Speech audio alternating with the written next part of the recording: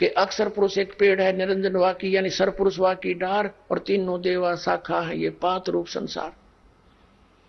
परमात्मा ने स्वयं बता रखा है सच्चिदानंद घन की वाणी को, और उसके अनुसार शास्त्र अनुसार जो ज्ञान देता है वो सदगुरु है। तो वो ज्ञान इस दास को प्राप्त हुआ। इस दास ने सन 1994 से इसको बताना शुरू कर रखा है, जब से आदेश हुआ था इस नाम के और ज्ञान के देने का। ये सदगुरु की पहचान बताई है कि उल्टे लटके हुए संसार रूपी वृक्ष को जो बता देगा वो तत्वदर्शी संत होगा। जैसे गीता जी अध्याय नंबर 15 के श्लोक नंबर 16-17 में 3 पुरुष हैं। पुरुष माने परमात्मा, प्रभु, ब्रह्म, राम, 3 राम है। एक सरपुरुष, ये नासवान ब्रह्म है। अक्षर पुरुष, ये 7 संख ब्रह्मांड का मालिक, जिसको परब्रह्म कहते हैं। पार ब्रह्म अलग है, परब्रह्म अलग है। पार ब्रह्म तो है पूर्ण परमात्मा, और परब्रह्म नेक्स्ट परमात्मा। नेक्स्ट पर माने दूसरा, जैसे दादा और परदादा। 3 पुरुष है उसमें। गीता अध्याय नंबर 15 के श्लोक नंबर 16 और 17 में। 16 में 2 पुरुषों की जानकारी है, सरपुरुष और अक्षर पुरुष। इनके विषय में कहा कि ये भी और इनके अंतर्गत जितने प्राणी हैं ये सभी नाशवान है। जीवात्मा तो किसी की भी नहीं मरती, वो तो कुत्ते गधे की, मच्छर माखी की, किसी की नहीं मरती।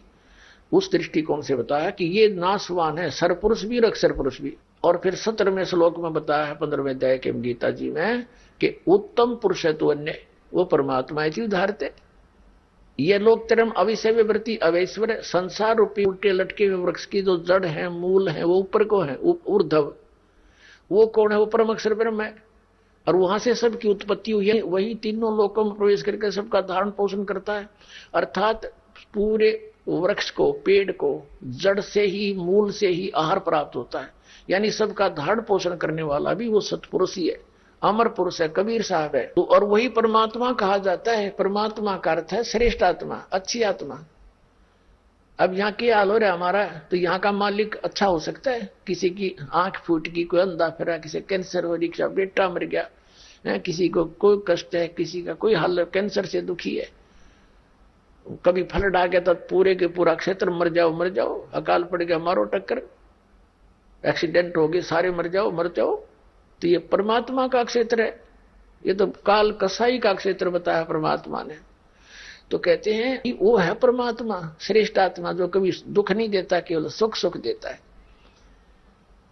और वही तीनों लोकों प्रवेश करके सबका धारण पोषण करता है। अब जो प्रसंग चल रहा है कि उस प्रथम सत्र का जो दीक्षा मंत्र दिया जाता है फर्स्ट टाइम, उसके पश्चात हमें सतनाम की आवश्यकता पड़ेगी। सत्रकुटी पर सतनाम 2 अक्षर के मंत्र के नाम की कमाई काम करेगी। एक पहला संत हमने देखा है जो न्यू कहे है नाम की कमाई नहीं करनी चाहिए, और वो यहां तक कहता है कि जो ये कहता है ना नाम की कमाई कर, तू कुछ कर, दान कर, यज्ञ कर, धर्म कर, कहते वो पाखंडी है।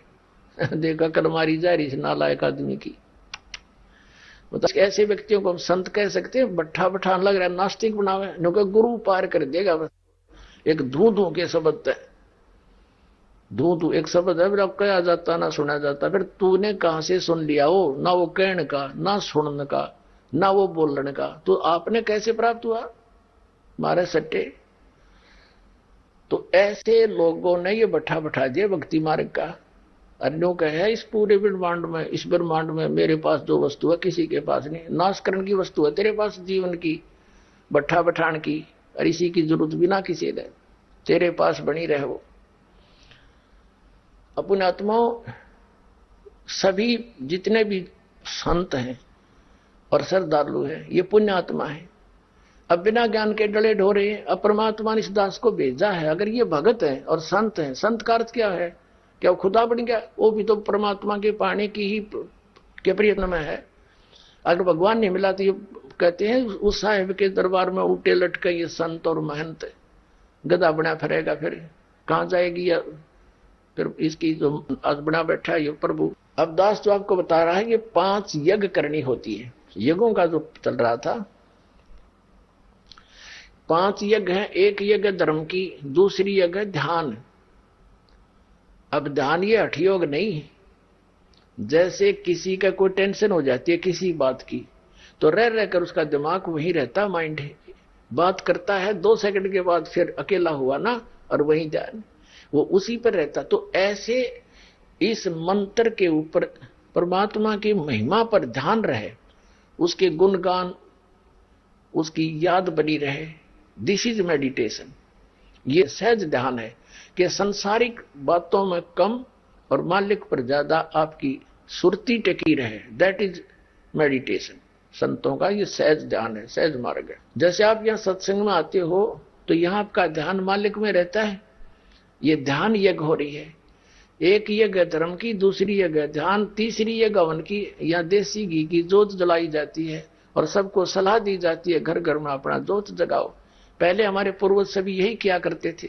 इन नास्तिकों ने यह भी बंद करा दिया, धन धन सदगुरु जय गुरुदेव वाले और राधा स्वामी वाले और ये इस तरह के जम्मू वाले, इन्हें सब बंद करवा दिए। कुछ नहीं करना, दान नहीं करना, यज्ञ नहीं करना है। वो भी जो थोड़ा बहुत रहा थी हवन यज्ञ की मिलनी थी वह भी बंद करवा दी। और ज्ञान इनका कक्ष है नहीं।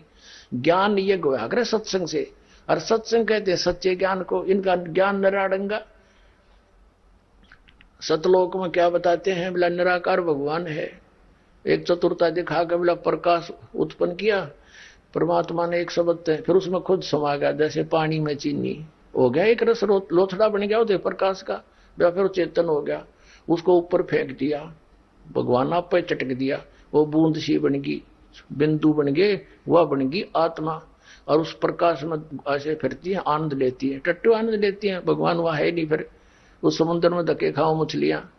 जबकि वास्तविकता क्या है, धर्मदास साहिब जी को परमात्मा परम पूज्य कबीर साहब लेकर गए सतलोक में, सारी व्यवस्था दिखाई, वहां पे छोड़ा, उसने सच्ची बताई, भाई भगवान आप ही हो। वहां भी देखा मालिक को उसी साकार रूप में, नीचे भी देखा, वहां सब हंस देखे, उनकी आकृति सब कुछ वर्णन कर रखा उन्होंने, क्या रूप है, कैसे है। वहां फल फ्रूट है, स्त्री पुरुष का भी वहां पर एक ऐसा जोन है जहां पर स्त्री पुरुष